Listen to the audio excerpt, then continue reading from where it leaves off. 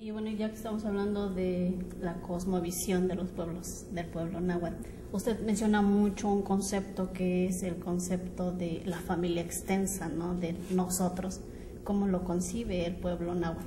Además de que sus estudios con los aymarás y los tojolobales, sí. Bueno, hizo un estudio similar. ¿Puede platicarnos? Sí. Hablar del pensamiento de los pueblos originarios requiere también tomar en cuenta a sus sociedades. Y la familia es un concepto que se relaciona completamente en cómo se relaciona una sociedad. Tal vez podríamos pensar en primera instancia en una familia de corte anglosajón, las famosas WASP, que son blancos, anglosajones y protestantes, en el que la familia nuclear, es decir, un padre, una madre y tal vez 2 hijos, constituyen el prototipo de una familia nuclear. Sin embargo, cuando vemos las formas de relaciones familiares en cualquier pueblo, en una comunidad, veremos que no solo viven los 2 hijos, para empezar son muchísimos más hijos. Y luego no solo están los papás, están los tíos, el abuelito, y luego está la mujer del hijo que se la robó. Total que tenemos en una casa muchísimas personas que son más allá del clásico de una familia nuclear. Y que de hecho en Estados Unidos se están haciendo regulación para que se proteja a la familia de orden nuclear, con la cuestión de la migración de mexicanos, en el que conviven muchas personas en una casa. Se empiezan a hacer reformas para que en las habitaciones o casas habitaciones no vivan más de X número de personas y con cierto grado de extensión sanguínea. Entonces hay una clara diferencia entre las formas de concebir la familia, y este origen viene desde antaño. O sea, de hecho ese conflicto entre conceptos sobre la familia regresamos otra vez al siglo XVI, en el que la familia de tipo occidental, en este momento traído por los franciscanos en los procesos de evangelización, trataban de traducir todos los conceptos del mundo cristiano al náhuatl, y se encontraron que con la familia no había algo tal cual como familia en el sentido como ahora entendemos, sino que había otros conceptos. Por ejemplo, había uno que es Sencali, que quiere decir una casa en su completa, es decir, una extensión de que en una construcción física existen muchas personas ahí viviendo. Y de ahí venía también la relación con Senyelistli, que es una existencia compartida en conjunto, es decir, no hay un limitante como en la familia nuclear, sino que se extiende, y de ahí viene la concepción del nosotros. El nosotros es una categoría que ha estado articulando recientemente, que refleja un carácter comunitario de las culturas originarias, a diferencia de un carácter individual de un pensamiento liberal. Es decir, vivimos en una sociedad con instituciones liberales, una democracia liberal, y sin embargo en las comunidades existe una forma de actuar o de practicar la forma comunitaria de muchas formas, entre ellas que trataremos ahorita es la lengua. Es decir, la lengua nos viene recordando constantemente cómo pensamos, y eso parte de la premisa de que antes de hablar vemos el mundo, lo concebimos, y nuestra forma de concebir el mundo es como nos los han enseñado, ¿no? Tal vez para alguien que no sea mexicano, en la luna no hay un conejo. Es una forma muy mexicana de ver que en la luna hay un conejo, y nosotros la vemos y vemos clarito en la sombra que hay un conejo. Para otra persona tal vez no. Entonces, así como eso, cada cultura ve de una forma el mundo, y conforme lo ve, lo nombra. En esta forma, en este proceso de nombrar, sistematiza el mundo y le crea estructuras lingüísticas. Y es en las estructuras lingüísticas donde podemos como retomar muchos elementos que nos reiteren que ese sistema comunitario existe de una forma generalizada en todos los pueblos originarios de América, a pesar de que no están emparentados lingüísticamente. Un caso es el pueblo maya, y el pueblo náhuatl, que lingüísticamente no tienen relación, como tampoco lo tienen el pueblo aymara en Sudamérica. Y sin embargo comparten elementos en la forma de pensar y de nombrar al mundo que son increíblemente cercanos.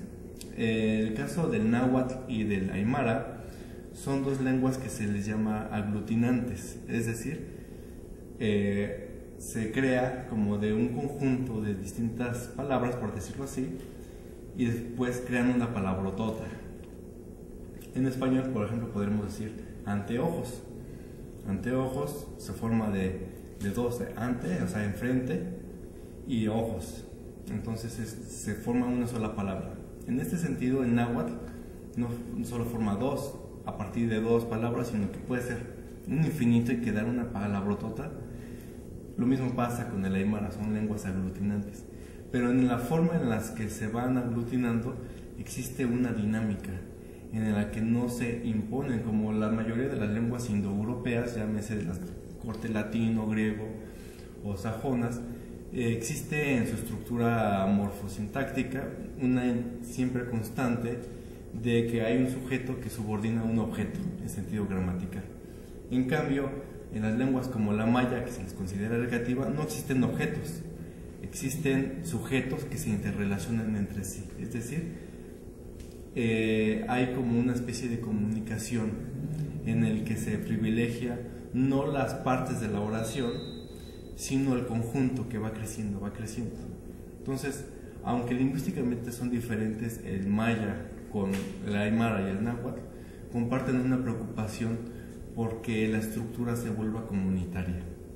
Y al analizar su morfosintaxis, podremos encontrar múltiples formas. Al contrario de que si analizamos la morfosintaxis del latín clásico, encontraremos que todas sus oraciones tienden a subordinar. Hay una cantidad inmensa de formas de subordinar en latín, y pues nada más es cuestión de recordar que el Imperio Romano tenía una tendencia universal a subordinar al mundo, ¿no? Quería ser el imperio del mundo. Entonces en la lengua se muestra. Y en las lenguas originarias encontramos esa forma comunitaria de expresarse, de relacionarse, de concebir el mundo.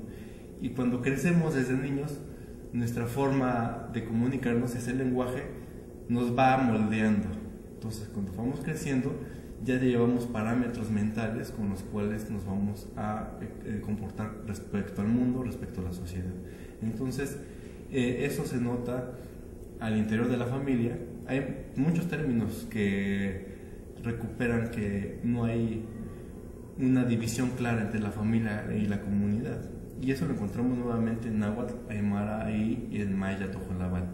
Por ejemplo, hermano en náhuatl es nocni, mi hermano, pero al mismo tiempo es para decir mi compañero o mi amigo.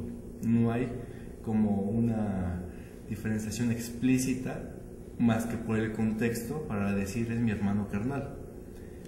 En aymara sucede lo mismo. Masi es compañero o hermano, pero tendría que agregarse una descripción extra para decir que es un hermano de nacimiento, para decir que realmente es tu hermano carnal, porque si no también vendría siendo compañero o amigo. Y lo mismo pasa en maya tojolabal, que moj es compañero o amigo, y para expresar la relación directa de un hermano tendría que agregarse un calificativo que sería hermano de nacimiento, pero a este mismo moj. Entonces encontramos que hay conceptos de hermano que no existen o muestran una inexistencia de fronteras entre la familia y la comunidad. Entonces, en este sentido, la familia no es como la entendemos, forma nuclear, sino inmersa en el mundo social, en la comunidad. Entonces, la conclusión que llega es que el concepto nos habla de una forma de relacionarse, y por tanto, el hermano puede ser aquel que está en la comunidad, pero que se lo va a ganar en su forma de relacionarse. No cualquiera va a ser un hermano, ¿verdad? O sea, incluso permea esto en el español mexicano. El hermano como a un amigo muy cercano, pero no cualquier amigo es un hermano, ¿verdad?